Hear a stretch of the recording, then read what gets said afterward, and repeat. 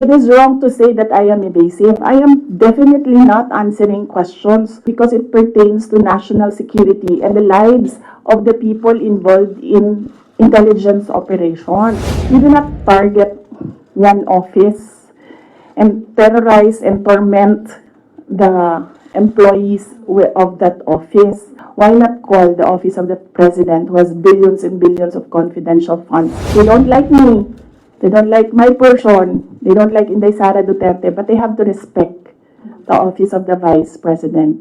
So if they want to investigate confidential funds, they don't single out one office. But the opposition groups who have filed the complaints against you are accusing you of being evasive in your answers in the alleged corruption and misuse of millions of confidential funds. Ma'am, baka you can offer an explanation also to taxpayers how kung above board po ba talaga yung paggamit nitong mga confidential funds para matapos na rin ma'am yung question once and for all. Yes, ma'am. I'm not being evasive.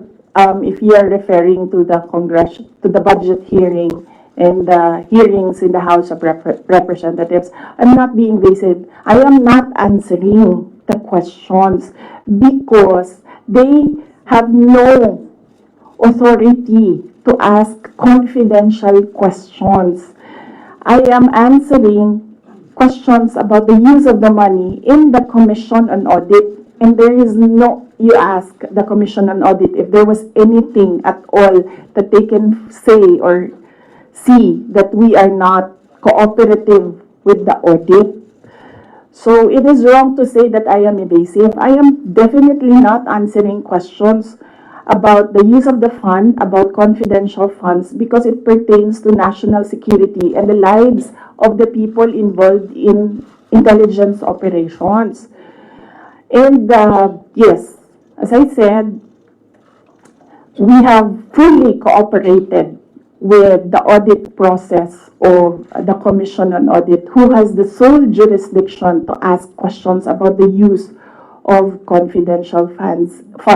In fact, 2/4 of the Department of Education are already cleared by the Commission on Audit, but it is still being questioned inside the committee in the House of Representatives. So that is the reason why I am not answering questions from the House of Representatives. Plus the fact that, as I said, it is an attack. It is a political attack. If you are in aid of legislation and you want to legislate about confidential funds, you do not target one office and terrorize and torment the employees of that office. What you do is you do a sampling, a random sampling of the offices who have confidential funds. Why not call the office of the president who has billions and billions of confidential funds if you want to legislate about confidential funds? So that shows that they're singling out the office of the vice president, and I really feel that it's very disrespectful to the office of the vice president. That is also why when they ask that I respect their process, respect begets respect. So if they want respect, they should first respect the office of the vice president. That is what I was saying, that they don't like me. They don't like my person. They don't like Inday Sara Duterte, but they have to respect the office of the vice president. So if they want to investigate confidential funds, they don't single out one office. I understand, ma'am. VP, just a follow-up. As it yesterday or the other day, the House also alleges that over 400 names na nag-cite po acknowledgement receipts. Again, on the issue of the confidential funds, wala daw pong records at the DSA. Ma'am, you can offer an explanation because we know that this is a legal proceeding, pero pinag-uusapan po siya ngayon, ma'am, sa bahay ng bawat Pilipino. Kaya explanation if this is above board or bakit wala silang birth certificate, ma'am. No, I will not explain. I will not give an explanation because it will entail that I explain intelligence operations which will compromise offices who do intelligence operations. It will really compromise how they work. So no explanation will be given to the members of the House of Representatives. One final follow-up for me, ma'am. Then what's your response to accusations that an office like the DepEd and the OVP have no jurisdiction naman to have these confidential funds that are spent for national security? Well, the confidential funds was the first transfer of confidential funds was from the office, from the contingent funds to the office of the Vice President, and this was approved by the office of the President. The next year confidential funds was 2023. We submitted it to the Department of Budget and Management. It was approved by the Department of Budget and Management, and therefore it implies that it was approved by the Office of the President because it was included in the National Expenditure Program, the NEP. So, and then it was approved by Congress as well. The only reason why we did not use the confidential funds in the fourth quarter for both offices because I was already flagged by a friend inside the House of Representatives that they will attack you using confidential funds. So yes, it was duly approved by the Office of the President and both houses of Congress as well as because it was included in the General Appropriations Act. So it was not, we presented it, we defended it, they approved it. We used it, and then the question on utilization is under the Commission on Audit. That is how the system works. They cannot use or they cannot twist the system according to their personal interests. Really, all these circumstances and events happening surrounding the office of the Vice President is a race to the presidential election in 2028. Unfortunately, they are attacking the office as well. So, dyan ako medyo, and the personnel of the office of the Vice President. So, dyan ako medyo pumapalag. Wala namang problema kung atakihin ninyo ako. Kasi politiko naman talaga ako. Pero may problema ako pag inatake yung opisina at yung mga kasamahan ko dito sa opisina ng pangalawang Pangulo na nagtatrabaho lang. Next question, part of Al Jazeera. Yeah, good afternoon, Madam. Good afternoon, Madam Vice President. I'm just going to pick up on Mara's line of questioning. You said, and I understand your explanation about these confidential funds haven't been approved by several layers in the government. But maybe just to go back to the basics, if you can explain to ordinary Filipinos why the Office of the Vice President needs confidential intelligence funds. Okay. Yes. For the Office of the Vice President, it's not the first time that the office was granted confidential funds. During the time of Vice President Binay, the office was already given confidential funds. The confidential funds we use in relation to our work and national security.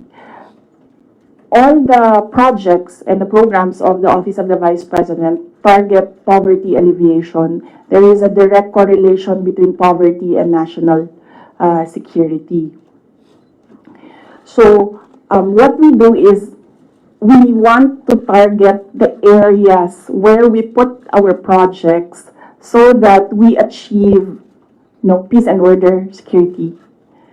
So we don't want to our projects put in areas where it is not needed for poverty alleviation.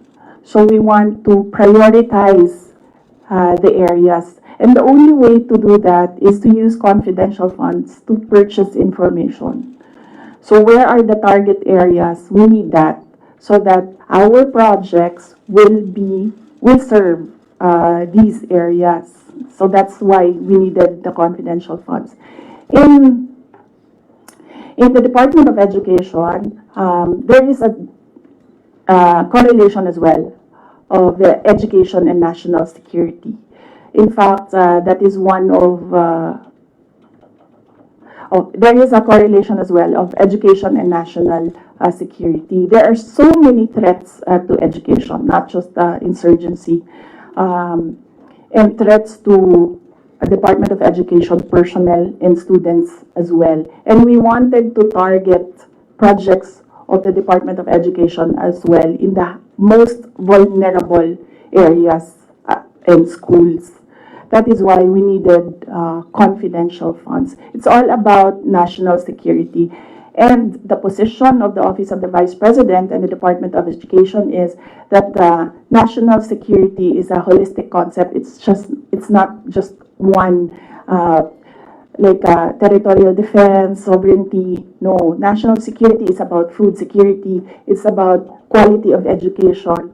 It's about poverty alleviation and everything else that we need to do as a country to get us out of this poverty rut. Right. But you are in the NTF-LCAP, so couldn't have your offices work with the NTF-LCAP as well as other government agencies that actually have national security mandates? In the NDF LCAP, they are only about ano yung ng LCAP? And local armed conflict. And local community armed conflict. And local, there, LCAP. So that is very specific to that local conflict and communism. So as I said, the projects and the programs of OVP target poverty alleviation, and there's so many factors affecting poverty. And there are so many threats to education, not just insurgency. But there are also other government agencies with national security mandates that you can work with, your offices can work with. Yes, that is true, but we work far faster if we are allowed to purchase information and target our projects immediately on the certain school or certain barangay or certain municipality. We move faster if we can target our projects. Okay. Going back to the confidential funds, that was also about confidential funds, but the names that are being verified by the Philippine Statistics Authority, I know you said that you can't explain because they're confidential in nature, but maybe just a yes or no, because other names have cropped up. Aside from Mary Grace Piatos, we have Chippy McDonald, Fernando Tempora, Carlos Obishi, Raymunda Nova. These were mentioned in a column at the Philippine Star, and Joel Chua, Congressman Joel Chua was quoted. Are yes or no? Are these code names? Nakalimutan ko yung sagot ko. Sandali. I cannot explain confidential funds because it will entail explaining intelligence operations.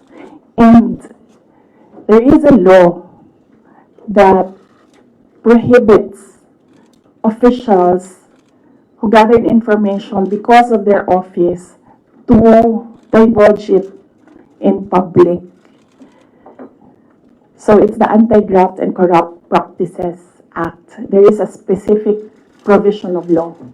You cannot divulge confidential information that you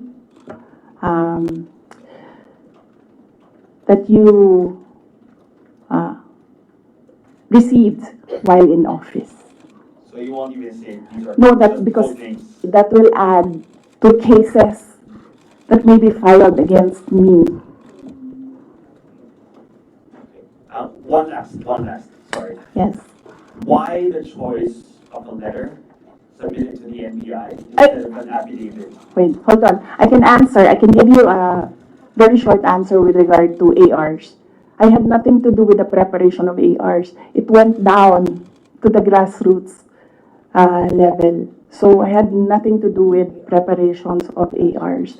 I was up here in the structure and money went down for information. So you have no knowledge why all these things were used in the acknowledgement receipts? In the first place, we do not even know if these are ARs which came from DepEd or OVP to COA because there's a chain of evidence supposedly. In law, there's a chain of evidence, handling of evidence. So right now, nobody can really answer that because nobody knows if these ARs are true. Because we don't know if it came from us. That's what they're saying. That's what they're alleging. Yes, that's what they're ARs came saying. from the OVP submitted to COA. Yes, but there is a legal process in the custody of evidence. So right now, we really cannot say if the ARs came from us because the ARs that are with us has not been checked with the ARs that are with them. You're denying that the ARs came No, from I'm just saying that we do not even know if the ARs with us are the ARs that are with them because the ARs from the field going to the office, going to COA, that's not how you do legal work. It's not how you do legal work. There's a very stringent process in evidence. That is why even if there is no law prohibiting a person from divulging confidential information, person cannot answer that because we do not know if that paper that they're holding was the paper that came from the OVP and DepEd. Because there was no marking of exhibits. That was what I was telling Congressman Chua. You cannot ask the OVP personnel to say yes or no to an exhibit that was not marked as real and true, as correct, and as a faithful reproduction of the evidence of the office. So would your offices then be willing to certify? No, because there is no question about that. From the Commission on Audit, it's only a congressman saying that this paper and asking what is this paper about. There is no case. And that is to ask that about the paper is the sole jurisdiction of the Commission on Audit. Okay. So then if the Commission on Audit asks, That is what I was saying. We have been fully cooperative with the Commission on Audit. Everything that they asked for, we submitted. That is why there was a partial disallowance only. And even then, we are not yet finished with the process because we can still submit documents that are required by the Commission on Audit. That is the problem right now, as I said. They are doing work that that is not under the mandate of the House of Representatives. They cannot audit. They cannot question at all. They cannot make me answer and say that we represent the taxpayers and you have to answer. No, I will only answer to the Commission on Audit because that is the body who can ask us questions about the fund use. Next question. Got to make a event. Good afternoon, ma'am. Ma'am, on the issue of your budget not being reinstated or restored, your reaction first on the decision of the bicameral conference committee? Well, we do not expect anything about the budget of the Office of the Vice President anymore. As I said,